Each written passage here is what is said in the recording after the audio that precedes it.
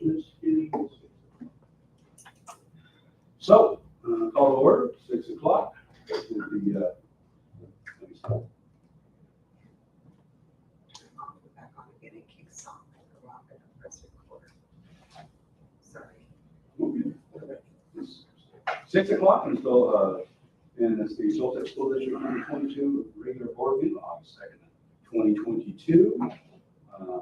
I would like to everybody to stand for the pledge of allegiance. Bill, if you believe us. I pledge allegiance to the flag of the United States of America and to the republic for which it stands, one nation, under God, indivisible, with liberty and justice for all. All right, and then with the treasurer hunter's pledge, you got your hand up all nice, so I guess you can lead us in this. As an adult and a treasure hunter, I am committed to search for all the talents, skills, and intelligence that exists in all children and youth. I believe all children are capable of success, no exceptions.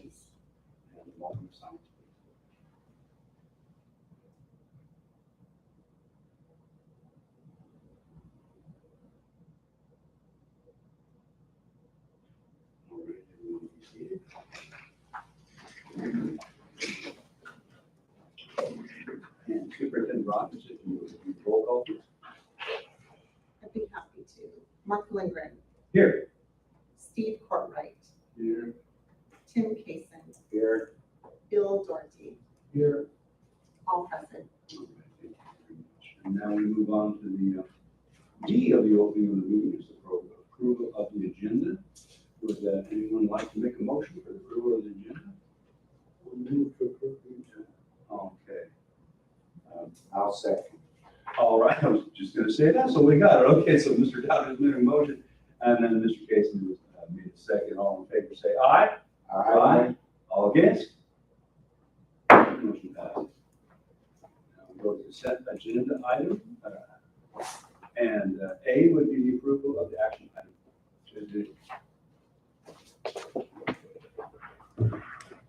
Should we stand by for one? Yes. Okay, we'll stand by one moment. And let them, let it get-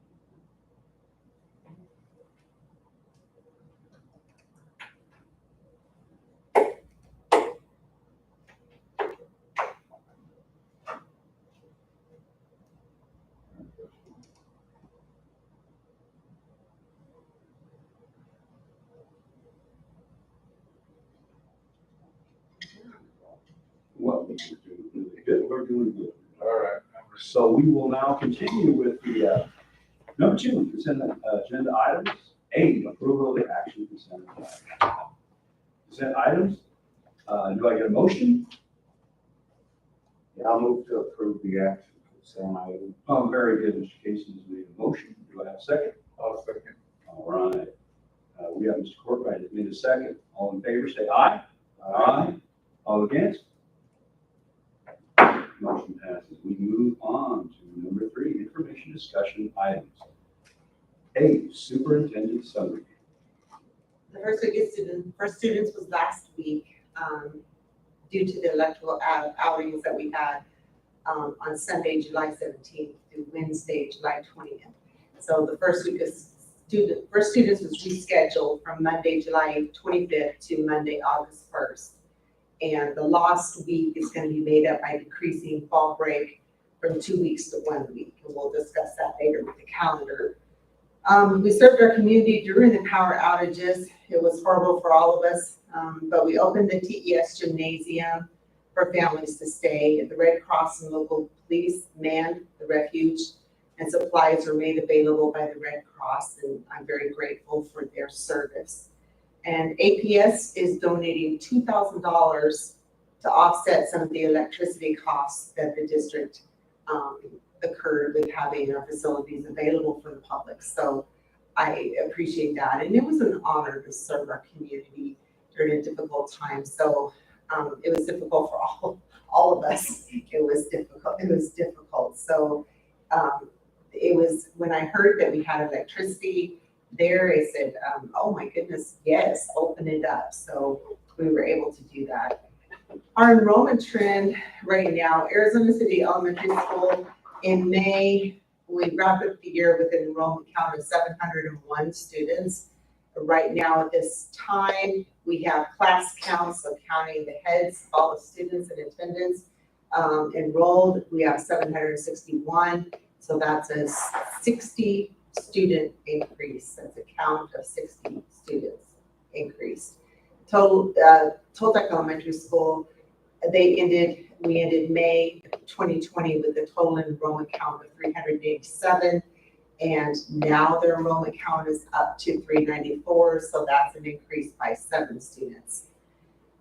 A couple of things I want you to note in the configuration is that the self-contained class from the TES campus was relocated to the ACES campus. And then the online enrollment was moved from ACES to TES.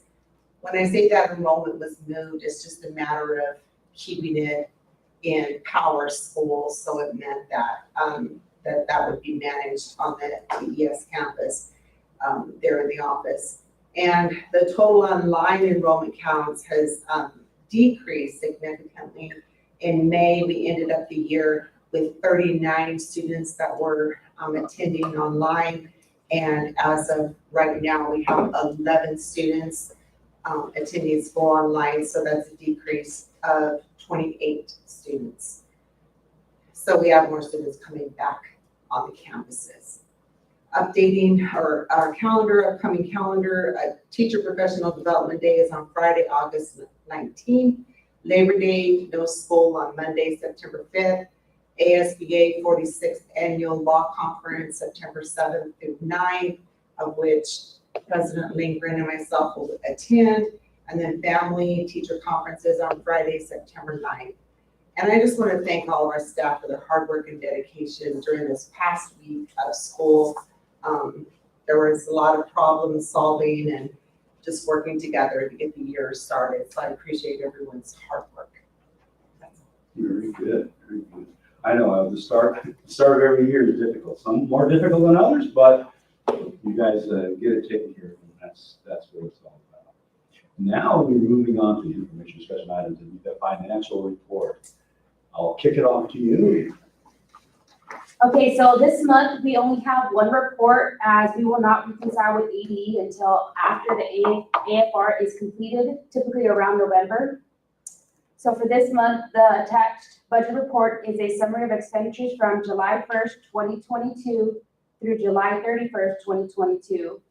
Total monthly expenditures for July 2022 were $454,528.41. As you look at the report, I'm sure there are some things you will find concerning. Salaries and benefits are always our biggest expense. The way the system is set up for salaries, it encumbers salaries for the whole fiscal year. Our salaries did go up a significant amount due to moving positions to M&O that were previously paid for by grants, and also the addition of lead sped TAs. Please keep in mind that we base our amounts on last year's spending, so we will have to move money around as needed. For this month, we want to focus on the year-to-date expenditures amount of $414,948.67. This is the amount that was spent out of M&O for the month of July. To eliminate having so many purchase orders, we have created blanket POs. Blanket POs are not for a specific purchase, they are for an entire fiscal year, so will encumber the benefits for the year. Therefore, you will see large amounts in encumbrance for purchase services, and those are the 3 categories: purchase professional, purchase property, and other purchase services. So instead of us creating purchase orders every month for utilities or big things that we have ongoing services, we just create one for the whole year. It just requires us to have a large encumbrance amount.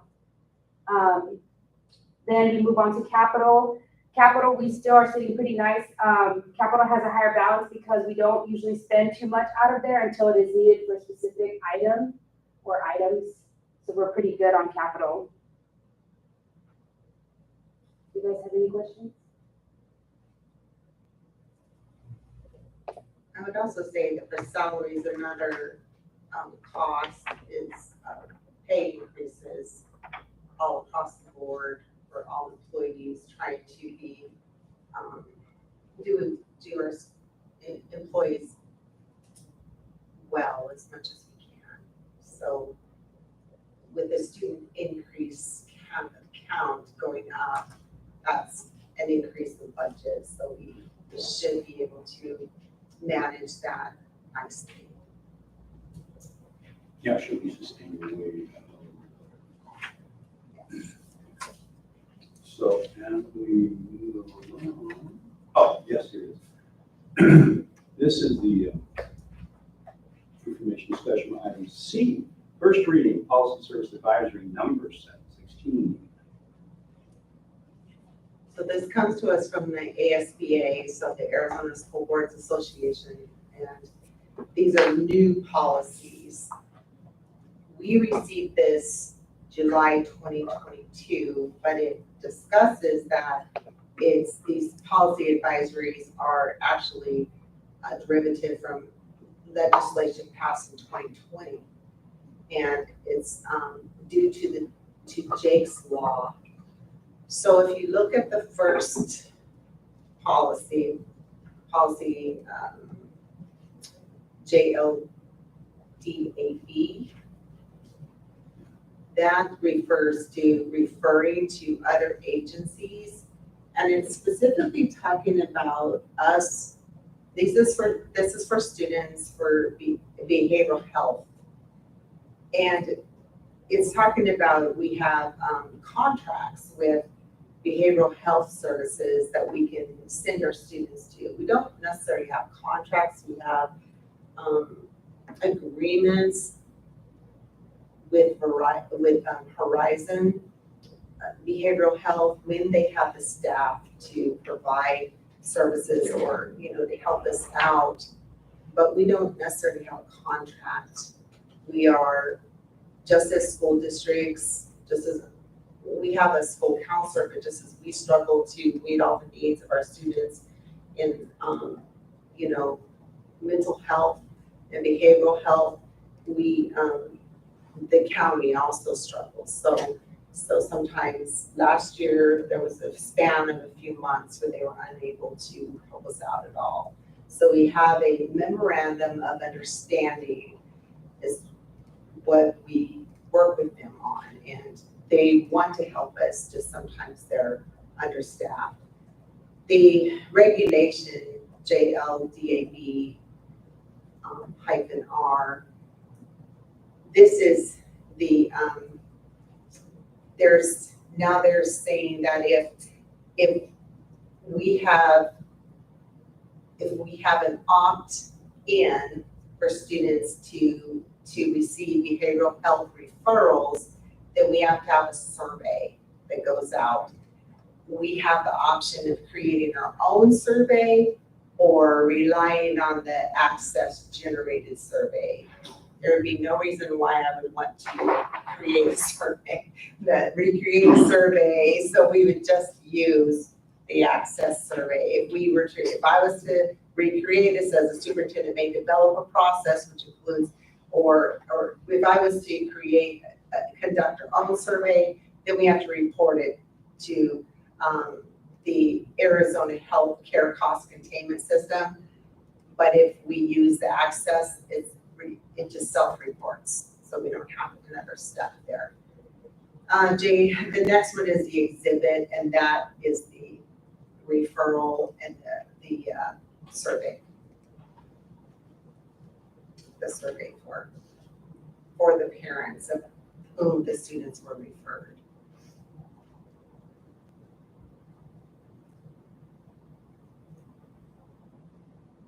So what it is, these documents are just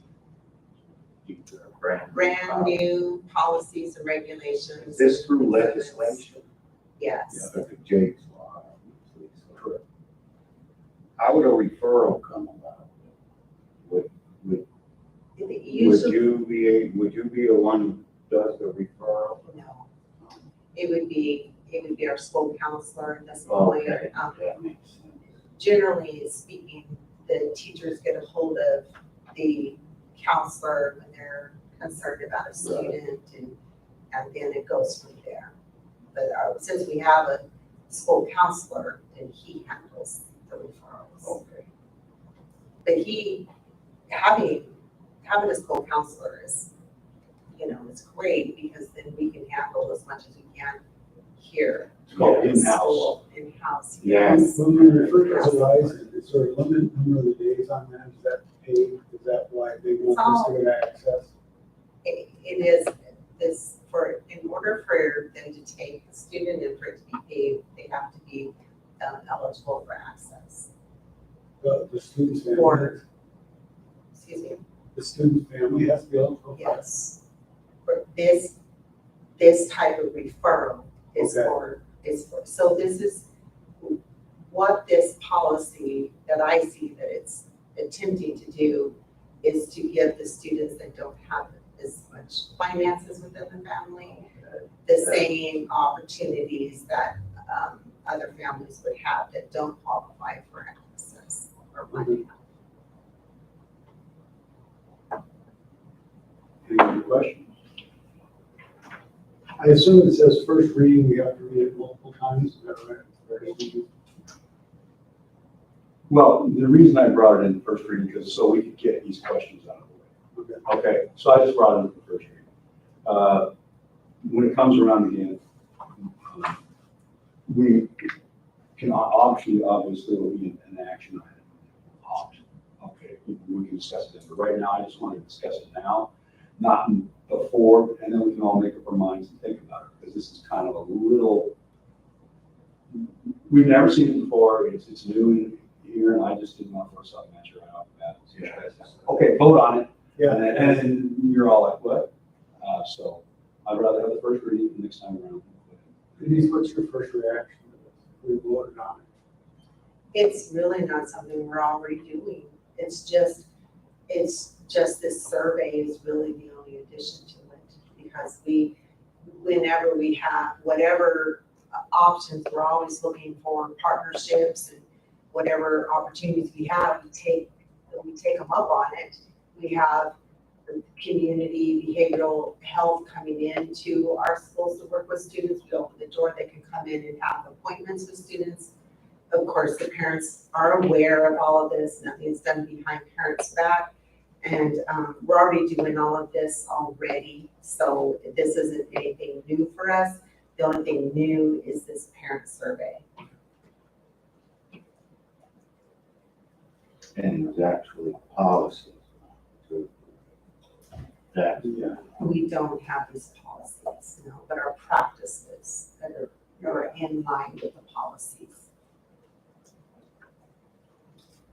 Again, I'd rather just have you guys mull around in your mind and figure out what it is. Because when I first looked at it, I thought, oh, I don't want to just toss it out there and everybody, Yeah. Appreciate it. just get a visual of it, think about it, ask some questions, and then, maybe down the road, you might have some more questions. Because when we get to the point where we will be voting on it, we may think of some more, and I don't want to take that away from you. Well, I want to clarify, I had said that this is pertaining to students who qualify for access. Well, this particular policy is to have behavioral health providers for all the students in the community-based behavioral health providers. It's going to be paid for by the Children's Behavioral Health Services Fund or Access. Right now, the only opportunity we have, since we don't have a lot, we're not in a city, so we don't have a lot of opportunities. The only opportunity we have is to work with one that the student has to qualify for access. As we grow, which it looks like we're doing, then there might be more opportunities, but right now, that's our only opportunity.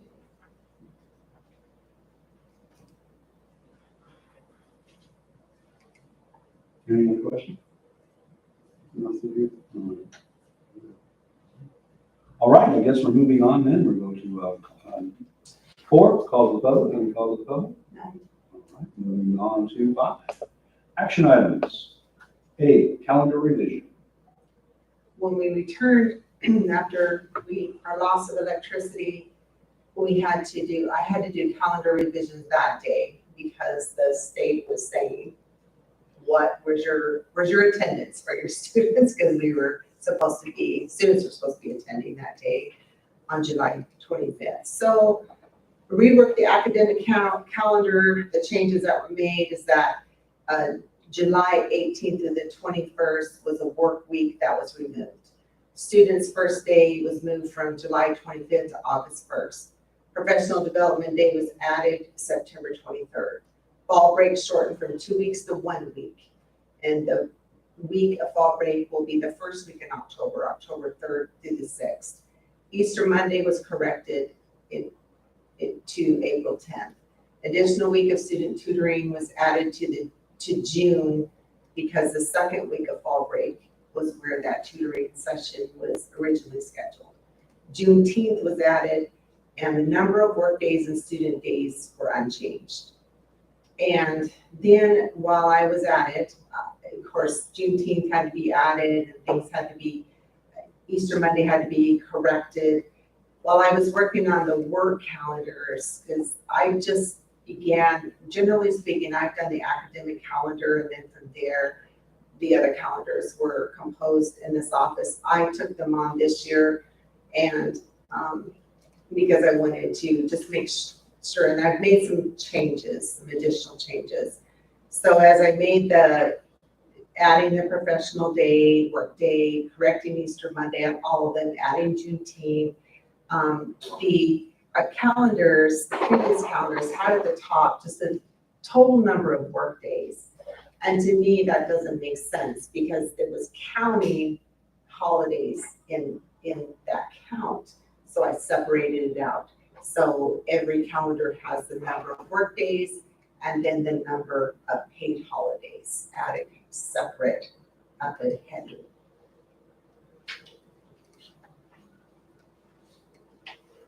And that makes sense to me. How did you choose what week?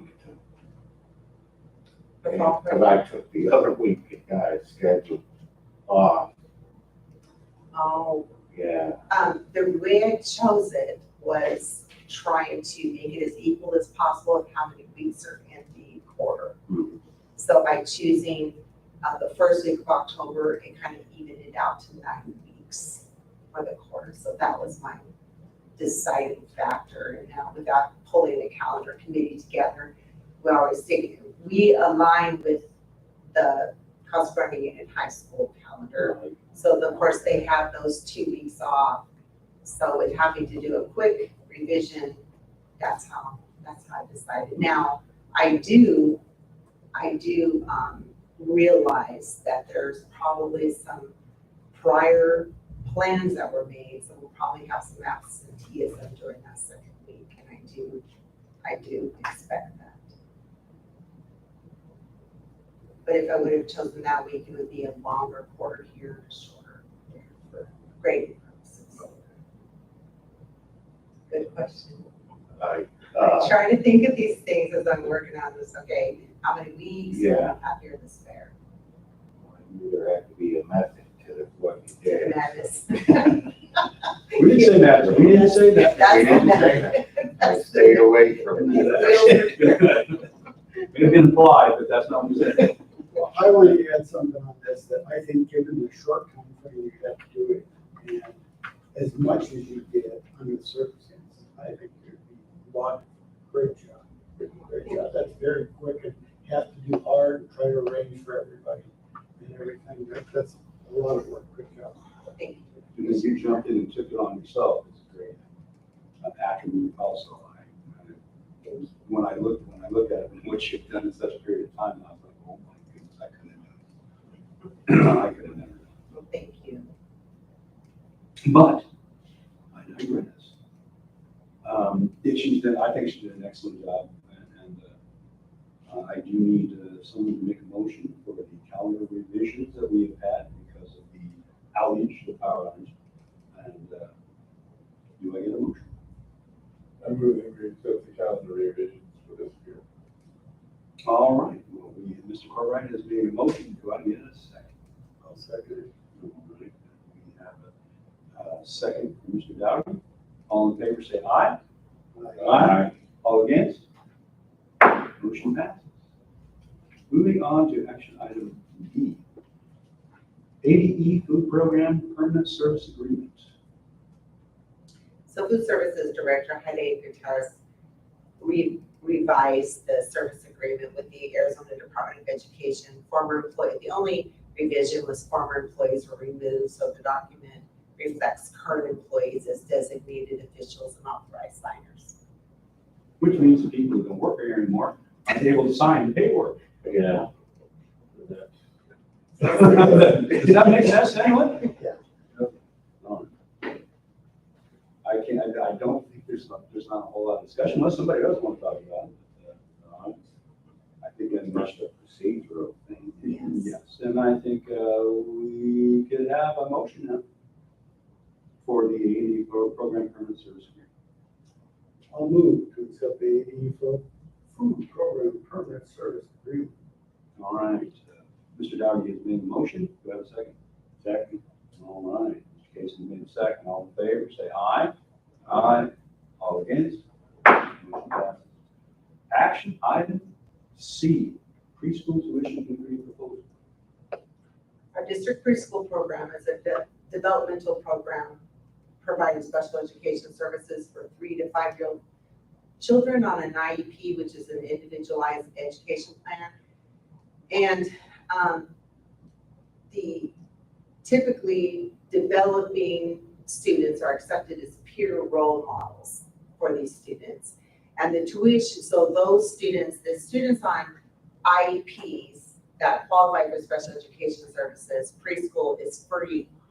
For the students that are role models, that are, accepted into the program, those students pay a tuition. So our preschool teacher, Kim Meadow, is proposing an increase from the current amount of $150 a month to $180 a month. Is there a necessity for us to increase it $30?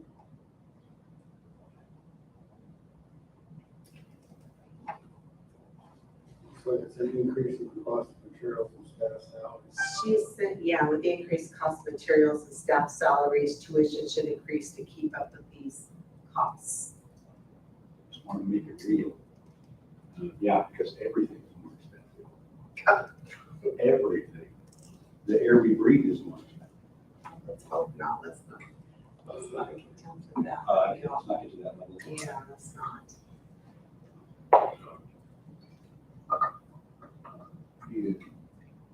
Do you think this would affect the enrollment? Would this hurt people, or you would maybe not? Well, there's a few that are accepted because you have to have more. The programs for those students have IEPs. So there's not that many Right. that qualify for this or would be. So just like Mark was saying, there's increases in everything. So I'm sure it might be a hardship. Yeah. For, I can only imagine how many typical peers, I don't think she said how many there are. Yeah, so it's gonna be my question, how you see it in everything. If you want more information, you could make a motion to move this to next month, and I could request if she's here to answer the questions. I'd at least like to find out. I'd like to do that, anything where you're increasing, it might affect them. Should get more information. The other option is we've already began this school year, so if you wanted to postpone until the end, that would make sense too, so that families have heads up Well, to see, the yeah, next school year. That would bring up another question, when would this be effective immediately? Could not be effective until after you approved it. Right. So as of the. Yeah, So we have to approve it and vote then on it would go in So you could make your motion for it to go into effect, like for the month of, you could do something like that. I think there ought to be some sort of lag. We'll give them a chance to, Yeah. if we even approve it. Right. And, but I think, again, you guys, I think everybody wants to have a little bit more information about this, so we'll table this. I think that's good. for now. Yeah. I'd like to find out information about how big the classes are, Yeah. and how, you know. So- It's gonna be like, So just for a little bit of information too, for some of my plans, dreams, pie in the sky dreams. Now, I would like to have regular education preschools on our school site so that we're bringing kids in. There's a big need in the community. Right now, all we've been able to do is have this preschool for special education students, which is a need. Yeah. But I'd like to expand to regular education preschools.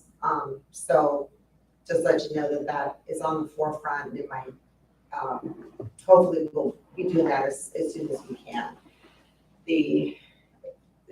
Kim wanted to start that this year, too soon. There has to be a certain setup and staff, and it's just, we're not ready to make that, that's not feasible right now. We're not ready to make that successful. So if you'd like to, so it's just some more information to be thinking about. If you'd like to move this to the next meeting, we need to make a Make a motion motion to move to this table to. it, and whatever you would like, yes, So, to request. well, I'd like to make a motion, the preschool tuition increase proposal to be, moved to the, next meeting. And we can get more information on how many kids are gonna be in class. And we'll just break down what kids are. Yeah. if we could have here, like Lee says, we could bring her here. Then you can ask a question. It should help. Okay. So I made that motion. Does anyone want a second? I'll second. Okay, Mr. Casey's made a second. All in favor, say aye. Aye. All against? Moving on to action item D. Student devices.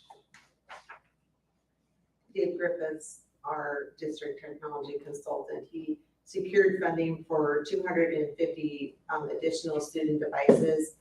And there's with the 1% fee from Mojave, which is just separated out. Usually the costs and the covering for process fees is all together, but you have two invoices here for a total of $109,425.75.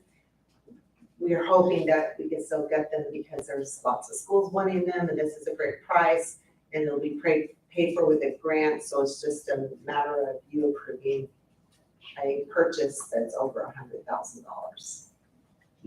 Yes, so that's all a grant?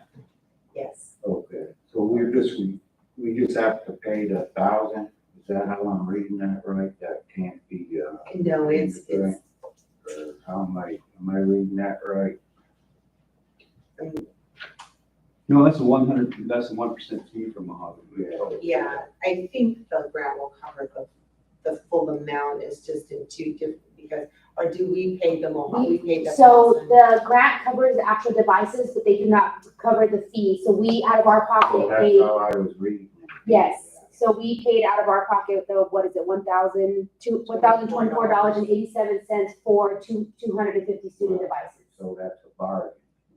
Yes, that's a big bargain. That's what I was trying to get. Yes. According to KG, we had a conversation with, he's like, we need them. Okay, we I have, checked one of these machines, and these you get at Walmart for $270. We're paying $400 a machine. That's like, For these particular, I just cut and pasted, did a Google on it, and the cheapest price I found was Walmart, which was, I'm sorry, that's $289. I'm paying $399 per machine.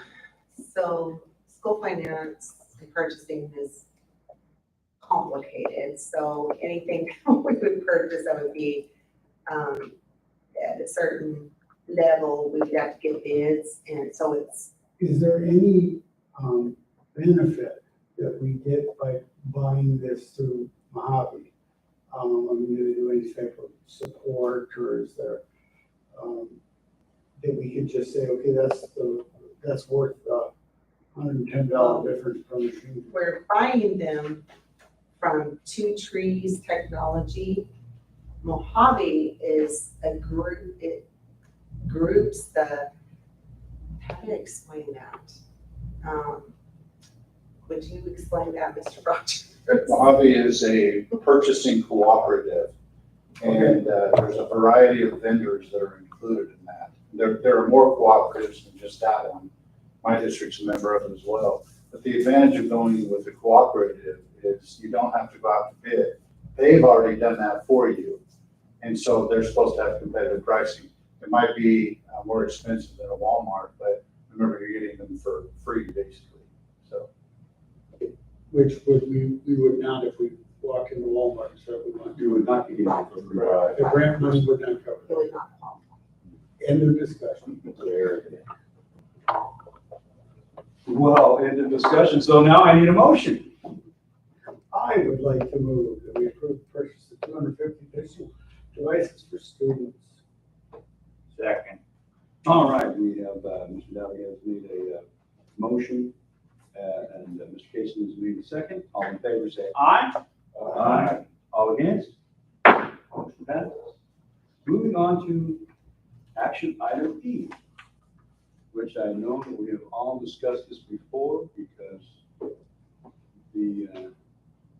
these children are, most of the kids that go through this, and they're just a few months away from actually being able to get in under the limit, and they have been, and they've been determined they could actually keep up with kids of that age. So, and we've done this before, and every kid I think that we've moved into that position has done excellent and done well in their classes. So that's just my take on it. Yeah. I think we're all. Is this just documenting that process that we've done before, right? What do you mean, Mr. Dawkins? What is this document saying? We're approving another student, every student. Oh, I didn't say that this was another student. This is a different student. So every time there's a Everyone. student that has an early admittance to enroll into kindergarten, you must approve it if Okay, they haven't met that deadline of turning 5 by September 1st. thank you for that clarification. You're welcome. And so far, they have done an excellent job in finding which kid actually could perform and do the job they can. So I have no issue with that. Anyone want to make a motion? Yeah, I'll motion to approve the early enrollment of the kindergarten student for the 2022-2023 school year. Very good. Mr. Casey's been in motion. Do I get a second? I will second. All right. Mr. Courtwright has made a second. All in favor say aye. Aye. All against? Motion passes. Action item F. Online special education teachers. This is your final action item tonight, and our special education director, Ryan Luckensmith, is proposing the hire of 2 appropriately certified special education online teachers. And the reason for this, I think we all agree that in-person instruction is best, especially for students with special needs, but it's best. And then when we have online teachers, we also have to have additional staff to manage the students in person, so it's a cost. The state requires appropriately certified special education teachers to provide the specially designed instructional minutes. And we don't have enough special education, appropriately certified special education teachers to manage what we are mandated by the state to provide. So our special education director is proposing the hire of 2 online teachers through Maxim Healthcare Staffing, up to 30 hours a week. And this is specifically for our higher functioning students. And I did ask him to make sure that there's an opt-out included so that we're not, you know, in something, a contract that we can't get out of, we're able, because we're constantly, you know, advertising and trying to recruit appropriately certified teachers. So if we're able to fill positions, then we would be able to nix the contract. You might look at that, like you said, 2, we got one, a person, we bring it down to 1, and then if we got 2, then we just get them both out. Because really, when you go through an organization like this, it's a ripoff, because they ask for an hour, their cost is $65 an hour. Ryan got them down to $60 an hour. Well, you know, in this total for these 2 teachers to be $132,000. We know those teachers aren't getting that much money. No. So these agencies, you know, there's a need, and so they're able to ask these enormous prices. But our goal is to get these positions filled with people instead of someone on a computer screen. And we're not, the whole thing is, we're not asked to do this. We're told you have to do this. And that's the only reason we're looking at outside this, because there is no out of this one. We have to kind of, So we gotta do what we we gotta gotta do whether we like it or not. We can't break the backs of the teachers that we have with the workload, so we have to be right then. And in order to do that with the staff we have, this was the only option he could come up with. And I've told the state before, what do you want me to pull teachers out of the blue sky? You know, I mean, it's just, it's tough to, but And they said, it's where we are. Figure it out. Yeah. so this is what we figured. This is not what we figured out. This is what we came up. Mr. Do we have Smith? enough high functioning students to justify 2 teachers? Absolutely, No, yes. absolutely. Good. Well, And then, they would, and where would this funding come out of? Well, we're trying to put some as we can into grants, but, you know, we're still, in fact, there was some emails going through today on the grants for, the main grant for special education. I don't know if we can squeeze some of this in there or not, but, we try to work with grants as much as possible so that it doesn't impact the budget as much. But special education is expensive. Yeah. But we never get as much from the state as it costs us. They mandate stuff, like, they don't have. We don't get paid for. Absolutely. Yes, that's the way it goes. So, but was that opt-out thing available? Yes, So that would be good. they said that we could We wouldn't terminate, be tied in right, some kind of long-term. right. We could sign up tomorrow and next week hire someone and terminate one of the, you know, Yeah. the contract for one of the teachers, so. I mean, it'd be Well, nice. that eases some of the pain, right? Yeah, I definitely do not want to enter into any type of agreement that might pose a problem, you know, so. Well, these, where it states these teachers will provide the specially designated instructional minutes. Are they using a state mandated curriculum on this, or are they? No, the especially designed instructional minutes are specific to the student's IEP, their individual plan. And so it's typically using, it's individualized to the student. So it might be so many minutes in reading to work on such and such. so many minutes in writing to work on such and such, that sort of thing.